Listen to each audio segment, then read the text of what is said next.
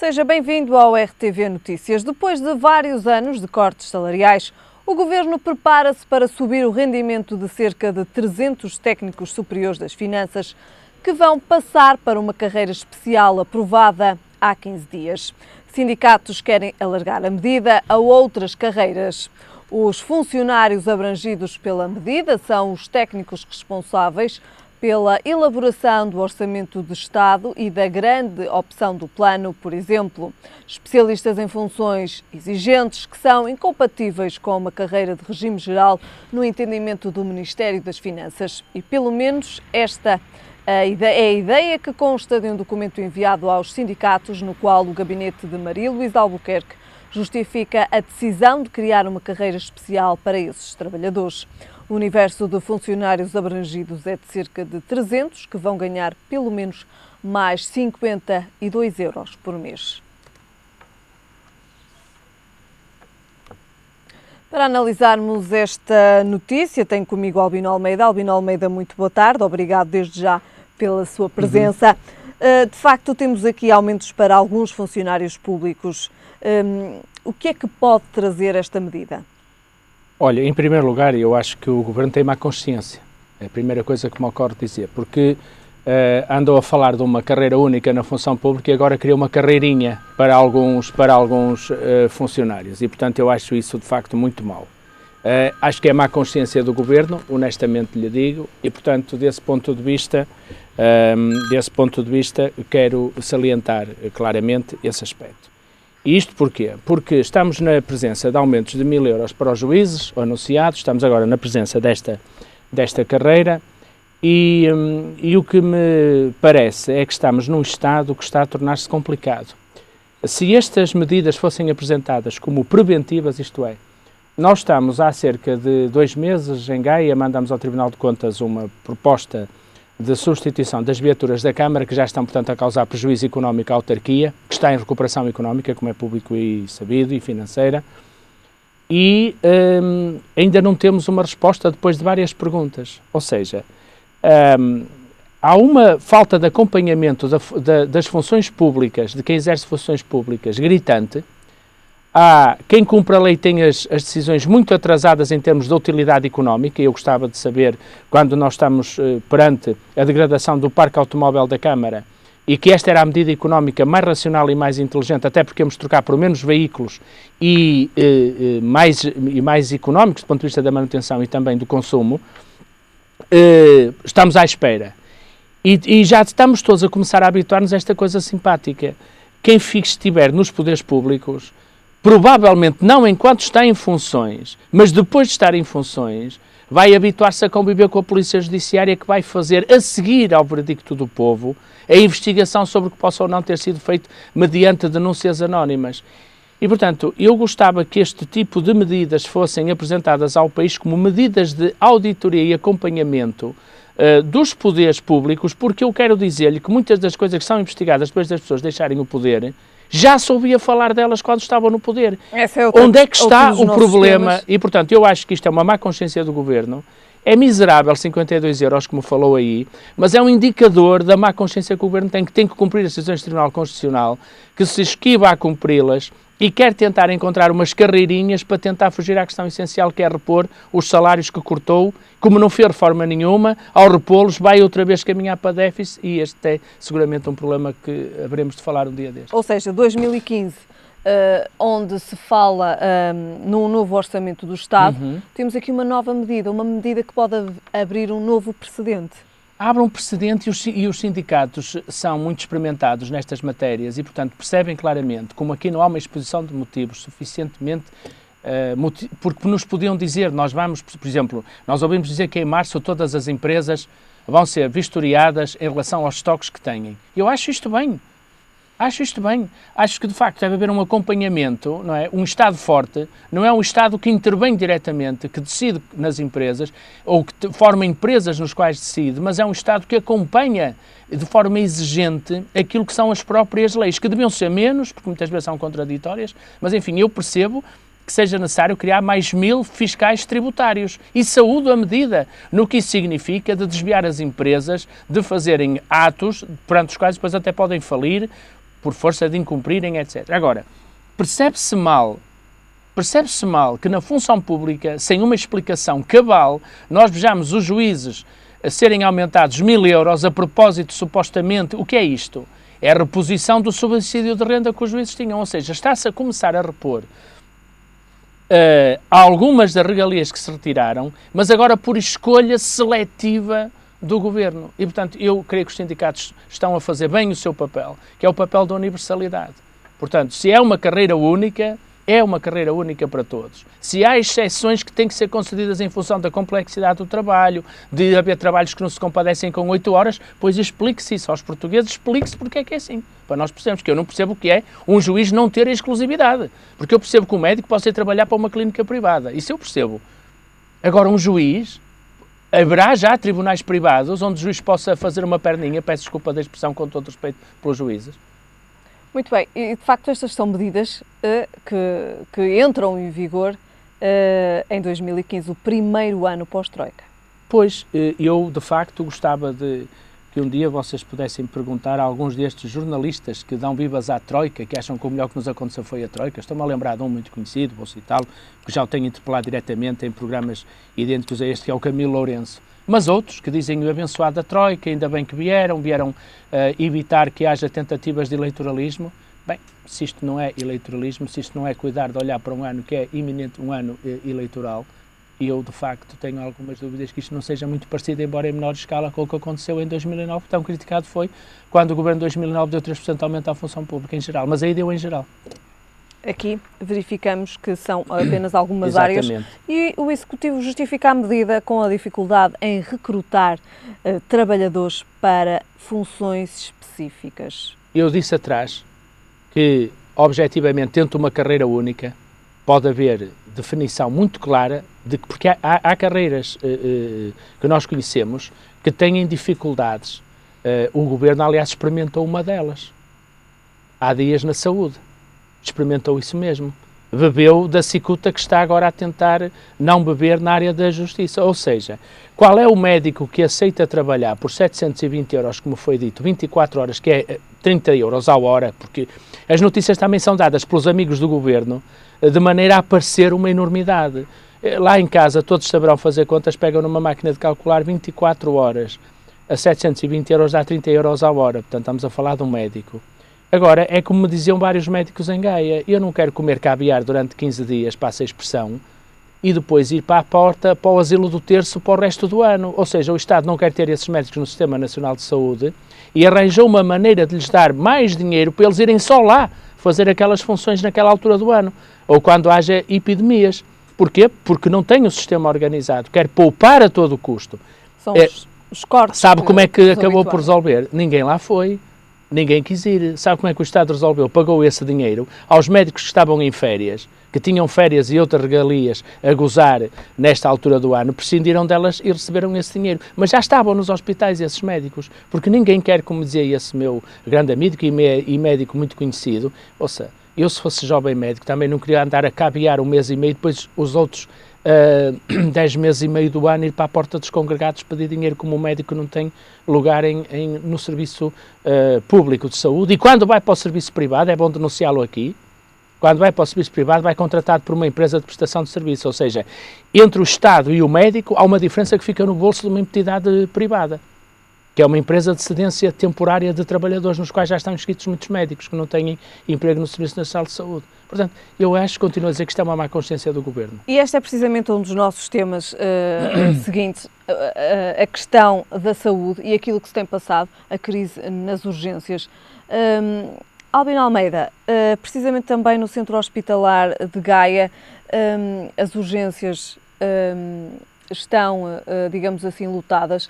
O que é que se passa na área da saúde? Já assistimos aos cortes que foram do conhecimento público. Tivemos agora recentemente uma notícia que atribui verbas aos hospitais para que estes consigam fazer frente também a algumas dívidas que foram acumulando. De facto, faltam médicos nos hospitais, faltam enfermeiros, faltam recursos humanos. Eu creio que o Sistema Nacional de Saúde adotou a péssima medida que já estava em prática no Ministério da Educação. as necessidades de médicos são calculadas para a capacidade das instalações e dentro do quadro do que foi pensado. Eu posso dizer-lhe que eu na segunda-feira eu sou utente, por infelicidade minha, por ter que ser acompanhado num determinado tipo de característica da minha saúde. E na segunda-feira, dia 5 de janeiro, o Hospital de Gaia estava completamente a arrebentar pelas costuras. Explicações duas que me foram dadas pelos médicos. Primeiro, um médico tem uma média de 100 doentes para ver, nesse dia tinham quase todos mais 50% dentro do hospital. Em segundo lugar, o hospital está em obras, é bom dizê-lo, portanto tem limitações fortíssimas dentro do próprio hospital, visto que está em obras e não pode deixar de funcionar. E, portanto, o Governo adotou o critério que o Ministério da Educação tinha. Pensa aos quadros para a capacidade planeada do hospital. Ora, não quer saber das necessidades efetivas. Continua a olhar para a saúde em termos do que estava planeado. O médico tem que ver 100 doentes, portanto, mas ele vê 150, 140, 130, 120, não interessa nada disso ao Ministério da Saúde. Reflete-se nas horas de espera. Exatamente. E por isso o Governo, no final do ano, mandou 400 milhões de euros, como quem diz assim, eu sei que vocês fizerem uma gestão desgraçada, têm aí problemas sérios. Não está inventariada a quantidade de pessoas que morreram por causa deste modelo, mas já sabemos que algumas morreram. Não é? E, portanto, a verdade é esta. O caminho está a ser este. E, portanto, em vez de um planeamento adequado da saúde e das necessidades de recursos humanos na saúde, estamos a fazer o recurso, porque a economia para este governo, as pessoas não contam. A economia tem que funcionar bem, como dizia o outro, não é? O país está uma maravilha, os portugueses estão a viver mal, mas isto está bom. Ou seja, este é o governo que diz isto. E cumpre isto em todas as áreas. E na saúde também. Por isso, o Governo acha que está tudo bem, embora os doentes estejam a esperar 22 horas, a própria mulher do Primeiro-Ministro, ao que veio a público, também esperou uma data de horas e ele teve que recorrer a um serviço privado. Eu não sei se isto também não será intencional, há muita gente que acha. Eu tenho um bom conceito do Ministro Paulo Macedo, verdadeiramente. Mas, de facto, quando um titular de cargo público, e porque ele é igual aos outros no Serviço Nacional de Saúde, mal era que assim não fosse, tem que recorrer a um serviço privado, segundo foi noticiado, não é? Isso já nos diz alguma coisa daquilo que pode estar a acontecer, que é o que muita gente defende, que é a privatização da saúde, que é uma tentativa de fazer com que comece a constar, tal como na educação, porque são áreas de grande alarme social. Quando alguma coisa funciona mal em educação, parece que tudo funciona mal em educação. Quando alguma coisa funciona mal em saúde, parece que está tudo a funcionar mal em saúde. Isto é o alarme social. Exatamente. E criam nas pessoas uma percepção de que, afinal, se calhar o melhor modelo é recorrer aos hospitais privados. E isto é mau, porque não obedece a nenhum planeamento específico da saúde. Nós poderíamos dizer, os hospitais públicos estão ligados às universidades, e esta era a ideia inicial do Governo. Os hospitais públicos estão ligados às universidades, são centros de excelência e fazem aquilo que é muito difícil. E depois contratualizamos com privados ou sociais, porque há instituições da área social, das IPSS, a prestar serviços que obrigariam a outro tipo de recursos no Serviço Nacional de Saúde. Bem, esta política tem que ser definida.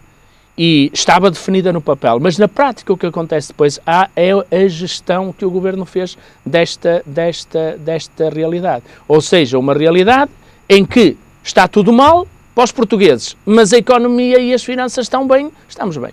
É esta a explicação de fundo que eu encontro para esta situação.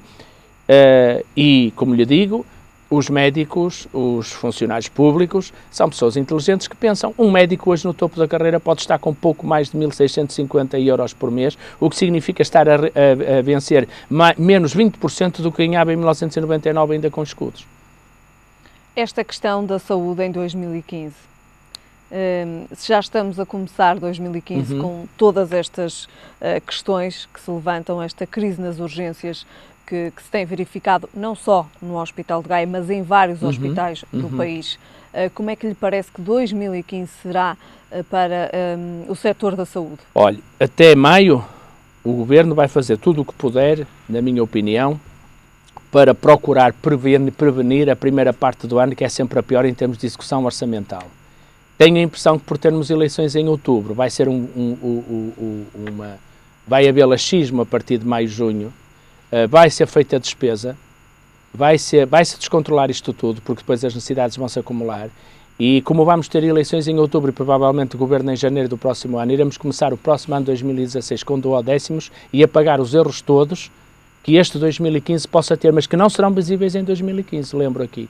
Nós não vamos ter eleições quando devemos estar a debater o orçamento e, portanto, muito provavelmente o Governo ainda vai fazer um esforço, porque apesar de tudo os mercados estão atentos, de manter até maio a situação, mas depois não vai ceder ao eleitoralismo, vai deixar descontrolar e quem vier atrás que feche a porta. Por isso ontem e bem alguém dizia, num meio de comunicação social igual a este, que a pior notícia que podem dar no dia das eleições ao Dr. Passos Ferreira e ao Dr. Paulo Portas é que poderiam ter ganho as eleições e ter que saturar outra vez mais 4 anos um ao outro.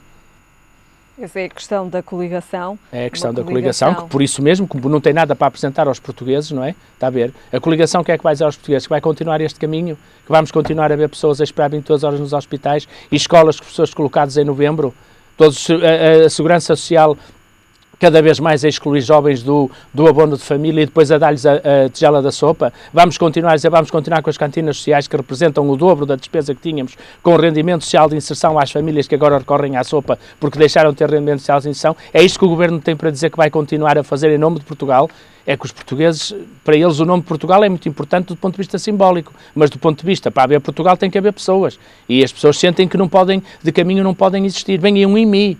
Desgraçadamente vão ser os autarcas que vão apanhar com ele na cabeça, mas em boa verdade é uma lei nacional que tirou a cláusula de salvaguarda. Essa cláusula de salvaguarda pode fazer o IMI disparar mais de 75 euros por ano e, portanto, significa que há muitas famílias que podem vir a perder a casa por não poderem pagar o próprio IMI. E, portanto, é isto que o Governo vai apresentar. É por isso que eu digo, isto são os sinais de que das duas uma, ou a coligação mantém isto até ao fim, morre na praia e também não tem nada para nos apresentar para 2015, 2016, não é? Ou então seguramente vai ter que negar tudo o que fez até agora, o que não deixaria de ter a sua piada. Portanto, eu temo é que vai acontecer outra coisa. No segredo dos gabinetes se vão fazendo acordos que vão deixar fugir a despesa e depois quem vier atrás fecha a porta. Parece-lhe que o PS estará em vantagem nesta corrida? Fazendo agora aqui um parênteses eu não no queria, nosso comentário. sabe, eu habituei-me em Gaia, quando fiz a campanha há um ano, habituei-me, número 1, a dizer, nós queremos manter toda a herança boa do passado, só alteraremos aquilo que estiver mal. Infelizmente, quem for governo, e por isso a maioria está com dificuldades em apresentar um programa para as eleições, quem for governo a seguir, infelizmente não pode dizer, eu vou continuar boas políticas, porque não tem boas políticas para continuar. Algumas áreas haverá algumas que se podem olhar com elas com atenção, nomeadamente aquelas que os parceiros acharem que iam no bom caminho. Estou-me a lembrar, por exemplo, da economia, não é? Mas é muito difícil depois olhar uma boa herança. Nós tivemos em Gaia uma herança que era fundamentalmente traduzida em quê? O que se fez já não precisa de se fazer, tem é que se pagar. Isso não é problema. O nosso problema, aliás, não está na dívida da Câmara, está na dívida das empresas municipais, onde foi feito todo o tipo de patifarias que levaram ao descontrolo da Câmara. Ora, eu gostava que que qualquer partido que pudesse ser candidato dissesse assim, não, há uma herança boa destes 3 anos da Troika, que nós vamos continuar no que é bom. Porque há uma coisa que eu não tenho dúvidas, Helena. A Troika deixou cá as leis fundamentais, a lei dos compromissos e outras, que não vão permitir mais que haja o regabof do passado. Por aí estamos garantidos. A questão é de saber se temos uma boa herança para continuar ou se temos efetivamente que reconstruir tudo e reconstruir é perder tempo. É perder tempo e, portanto, o próximo governo, além de não ter orçamento, pode estar condenado a perder tempo, que é voltar atrás muitos anos para poder reconstruir outra vez, seja quem for que ganhe as eleições. Eu, nessa matéria, gosto sempre de fazer prognósticos como o meu amigo João Pinto, depois do jogo. Muito bem. Na questão da saúde, apenas uma nota. A Direção-Geral da Saúde faz um apelo à vacinação contra a gripe. Apenas aqui uma nota para passarmos agora à outra questão, à questão da PT. Elementos da Judiciária fizeram então buscas nas instalações da PT por causa do negócio da Rio Forte. Olha, tudo aponta para que estamos na presença de um mito que cai fragosamente e que, de resto, é também um problema que sobra para quem esteve no governo a defender, a elogiar tanto a iniciativa privada. Eu quero dizer-lhe que ao longo da minha vida trabalhei sempre com a iniciativa privada. Tenho absoluta certeza de que a iniciativa privada tem muito bons gestores, tem muito boas empresas e excelentes empresários. Mas há uma coisa que eu também tenho a certeza. A gestão é sempre a mesma. Se é pública, visa o interesse público, se é privada, visa o lucro do empresário. Ora, ambas têm que ser exercidas com o máximo de competência. Isto é, quer o dinheiro do empresário, que supostamente vem de fundos e de outras entidades que investem na empresa através da Bolsa, quer o dinheiro público, porque é dos nossos impostos, têm que ser geridos com o mesmo tipo de competência.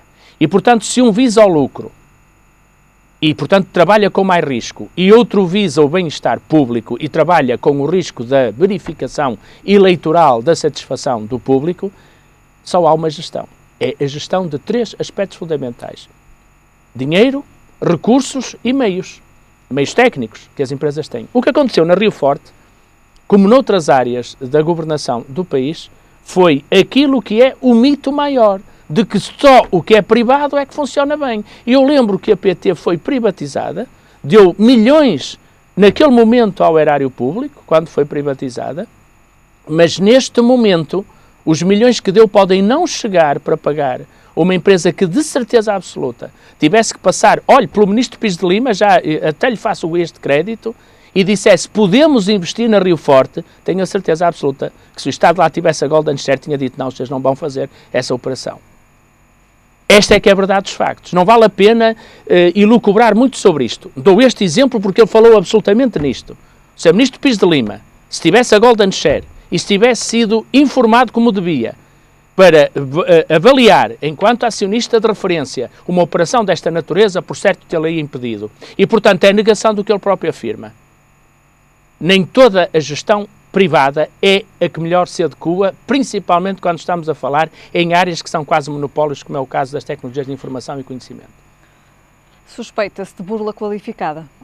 Pois, eu tenho muitas dúvidas em acreditar. Eu, quando ouço suspeitas e indícios, fico aterrado, pelas razões que lhe disse atrás. Porque estas coisas conheciam-se, pelos vistos até o Presidente da República, e mais já as conhecia. Disse ontem o Dr. Ricardo Salgado, num documento que enviou para a Assembleia da República, dando conta que em maio tinha explicado pormenorizadamente ao Presidente da República que, afinal, o banco não estava tão bem como parecia. Ora, de maio a dezembro, quando o banco Fragosa, ou de maio a julho, ainda decorreram 2 meses. O que eu quero dizer com isto é o seguinte: ninguém ignorava que alguma coisa se estava a passar de errado ali. Pois bem, em junho, o Sr. Presidente louvou publicamente o engenheiro Zé Nalbaba, o que significa que, pelo menos prudencialmente, devia ter deixado a comenda para outra altura. E eu digo-lhe isto porquê? Porque o engenheiro Sócrates está indiciado de ter indiciado de corrupção quando era governante. A minha pergunta é muito simples: quantas leis o Sr. Presidente da República inviabilizou ao governo de Sócrates por desconfiar que por ali podiam haver negócios de corrupção? Quantas? Nenhuma. Portanto, o que quer que sejam os indícios, acho que o Ministério Público devia ter probidade e devia nem sequer tornar público os indícios, porque tem o direito de deter alguém ou de fazer buscas na defesa do interesse público. E é isso que deve dizer. Na defesa do interesse público pelo qual o Ministério Público existe, estão a ser feitas à PT. E não ter que pôr cá fora nenhum tipo de indícios que depois tem que deixar cair porque não tem a mínima sustentação. E se tiverem, nos cargos ou fora deles, há mais gente cúmplice do que aconteceu na PT, independentemente da maior responsabilidade de quem decidiu e lá pôs a assinatura. E esses responsáveis têm nome e estão, infelizmente, na hierarquia do Estado. Todos. Muito bem. Só para terminarmos este tema, e uma última nota, desde setembro de 2014, segundo aquilo que está então, que foi tornado público, que a PT e a auditora foram notificadas pela Comissão do Mercado de Valores Mobiliários para entregarem a auditoria independente aos investidores realizadas pela operadora no Grupo Espírito Santo. Uma nota. Lembra-se, ouviu dizer que em Portugal é prática corrente o Governo fazer acordos que têm partes confidenciais. O que é que estavam à espera? Que os privados não tivessem áreas confidenciais? Então o segredo não é a alma do negócio?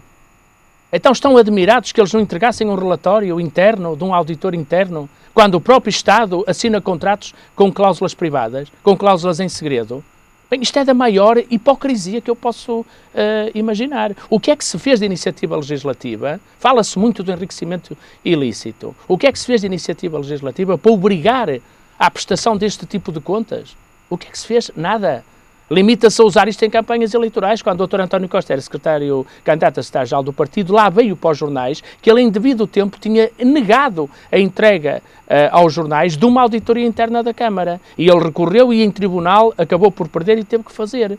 E, portanto, creio bem que nós temos que olhar com atenção para os mecanismos de fiscalização de atos, ainda que privados, sempre que esteja em causa o interesse geral. E, por favor, quem investe nas empresas e quem acredita na Bolsa é interesse geral que está em causa. Porque muitas vezes as pessoas na Bolsa investem todo o sacrifício de uma vida. Isto é interesse geral por excelência. Consequências para o país, Albino Almeida, destas buscas APT? No limite... 2014 foi um ano marcado, de facto, por grandes casos, por grandes situações. Começamos também 2015 com estas buscas APT. Eu penso que há uma para já, deixe-me trazer aqui uma coisa que é marginal. Os meus amigos que têm mais atenção às ciências esotéricas dizem-me que a partir de 2012, a famoso alinhamento dos astros, nós vamos viver 3 anos, portanto 2015 será o último, em que vamos fazer a limpeza e recomeçar um novo mundo.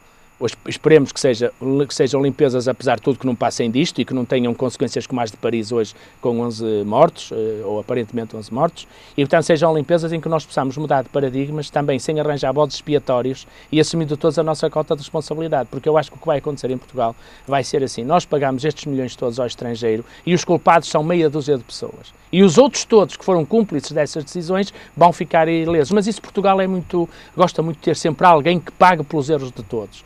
É da nossa tradição e os juízes fazem parte integrante do povo, como aliás é público e notório. Alguns vêm mesmo de aldeias do interior e, portanto, não podem ter outra visão que não aquela que o povo tem. É preciso arranjar alguém. Aliás, biblicamente, não é? Já Pilatos dizia: é melhor morrer um homem pela cidade que a cidade toda por um homem. E acho que isso vai acontecer em 2015. Muito bem.